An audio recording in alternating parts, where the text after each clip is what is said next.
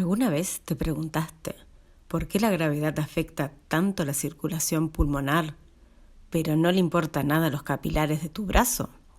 La respuesta está en las zonas de West.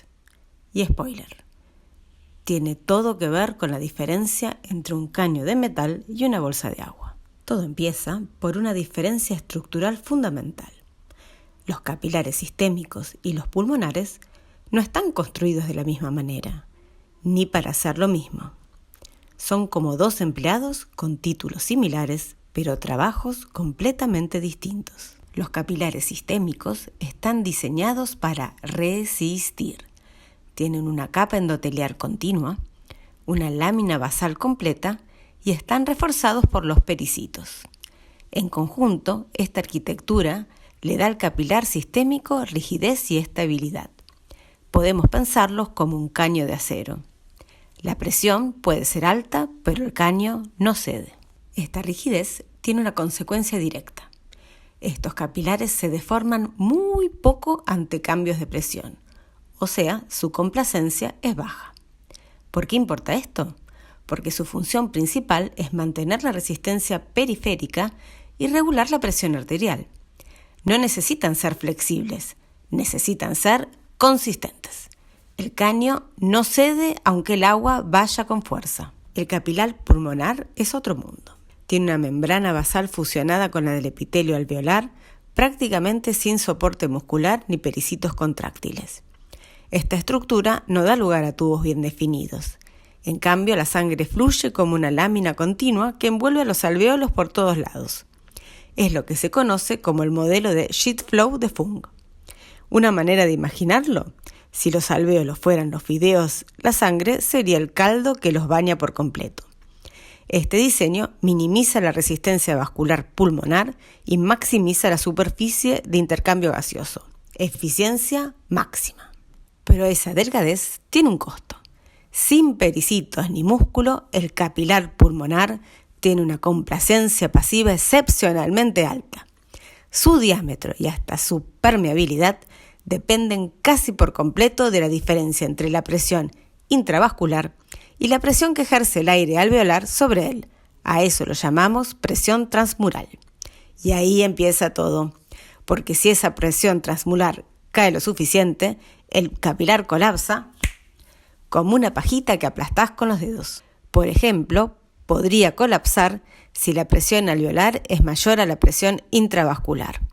El aire del alvéolo aprieta el capilar desde afuera y lo achata. Y entonces la sangre no puede pasar. Pero también podría colapsar por otra razón. Se aumenta mucho la presión extraalveolar. Esto pasa en situaciones como edema intersticial o inflamación, donde el tejido que rodea el capilar desde afuera, no el alvéolo sino el intersticio, lo comprime. La presión no viene del aire, sino del espacio que rodea el capilar externamente. Una presión diferente pero igual de efectivo. La distensión también podría venir desde el espacio intravascular. Si la presión intravascular sube mucho, el capilar se distiende. Esto puede ocurrir en situaciones de hipertensión pulmonar. En este caso, el capilar no colapsa, sino que se agranda tanto que la pared se vuelve más permeable y empiezan a salir líquidos hacia el espacio alveolar. Lo que ahora se perjudica es el alvéolo, porque se inundan, y así empieza el edema pulmonar. Ahora, volvamos a una persona sana de pie. Ustedes ya saben, porque vieron mi video anterior sobre la relación BQ, que la gravedad influye sobre la distribución de la perfusión en el pulmón. Lo que hace la gravedad es crear un gradiente de presión hidrostática. Cuanto más abajo en el pulmón, más presión sanguínea. Cuanto más arriba, menos. Y la presión alveolar, por lo contrario, se distribuye de manera bastante uniforme. Esa diferencia entre la presión arterial, venosa y alveolar, según la altura, es exactamente lo que define las zonas de West. Empecemos por la zona 1. Acá la presión alveolar es mayor a la presión arteriolar, que es mayor a la presión venosa. Encontramos la zona 1, si es que la encontramos, en el vértice del pulmón. Acá la presión arterial es tan baja por el efecto de la gravedad que la presión alveolar la supera. El alvéolo aplasta al capilar y entonces no hay flujo, o si lo hay, es mínimo. En condiciones normales, esta zona es prácticamente inexistente. La presión arterial llega, aunque justa al ápex. Pero en situaciones clínicas donde la presión alveolar aumenta, como por ejemplo en la ventilación mecánica, o donde la presión arteriolar cae, como por ejemplo en la hipovolemia y en el shock hemorrágico, la zona 1 puede aparecer y convertir porciones del pulmón en espacio muerto, ventiladas pero no perfundidas. El oxígeno entra pero no encuentra sangre que lo lleve, literalmente ventilación desperdiciada. Y pasemos a la zona 2. Acá la presión arterial ya supera la alveolar, así que el capilar puede abrirse. Pero la presión venosa sigue siendo baja, más baja que la alveolar. Esto tiene una consecuencia interesante. El flujo depende de la diferencia entre la presión arterial y la presión alveolar, no entre la presión arteriolar y la presión venosa. En la sístole, la presión arteriolar sube y hay más flujo.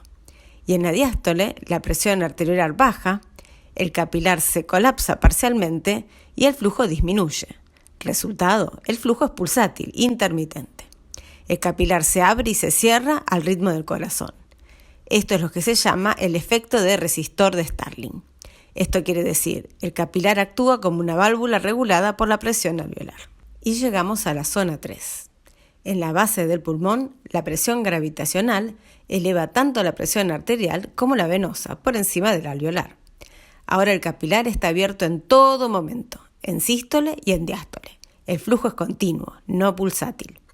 Acá el determinante del flujo es la diferencia de presión arterial menos presión venosa con un circuito clásico. Cuanto más abajo estamos, mayor es esa diferencia, más presión hidrostática. Y por eso la base del pulmón recibe la mayor parte de la perfusión. Esto explica directamente el patrón que vemos en la relación BQ, la base bien perfundida y el ápex casi no. ¿Y la zona 4? Sí, existe una zona 4, aunque no siempre aparece en los libros, y tiene que ver con lo que pasa en las bases más extremas del pulmón, donde la física toma un giro inesperado. En la zona 4 sigue habiendo presión arterial mayor que presión venosa, mayor que presión alveolar, pero con flujo reducido por compresión extraalveolar. Esto parece contradictorio. Si tenemos más presión que en la zona 3, ¿por qué baja el flujo? La respuesta está en los vasos extraalveolares, grandes vasos que no están rodeados por alveolos, sino por intersticio. En las bases del pulmón, el intersticio pulmonar ejerce una presión de cierre que puede superar incluso la presión de los vasos. Cuando el pulmón está poco inflado, volúmenes bajos, bases comprimidas, estos vasos extraalveolares se colapsan y reducen el flujo, a pesar de que la presión vascular es alta. Es el único caso donde más presión hidrostática no implica más flujo. La zona 4 aparece especialmente en pulmones con volúmenes pulmonares bajos o en edema intersticial. Y ahora viene la pregunta que parece de recreo, pero que en clínica importa mucho. ¿Qué pasa con la zona de West si la persona está acostada? Si estás acostado de cúbito supino, el gradiente gravitacional deja de actuar de arriba hacia abajo, o sea, de ápex a base, y pasa a actuar de adelante hacia atrás, o sea, de anterior a posterior. El pulmón dorsal, que es el que está abajo apoyado sobre la camilla, ahora recibe más perfusión, igual que la base en posición vertical. El pulmón ventral recibe menos. Clínicamente, esto importa enormemente en pacientes internados. La telectasias y la neumonía tienden a desarrollarse en las regiones dependientes, las dorsales, y en pacientes que pasan mucho tiempo en decúbito.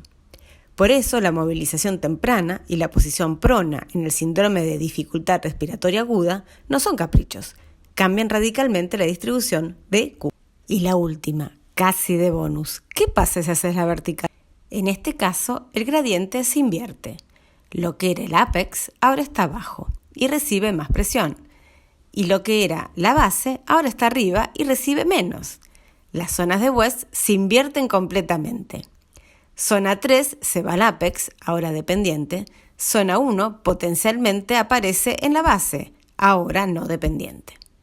Nadie en clínica va a pedirte que analices un paciente parado de cabeza, Pero si alguna vez te preguntan en un final, ya sabes la respuesta.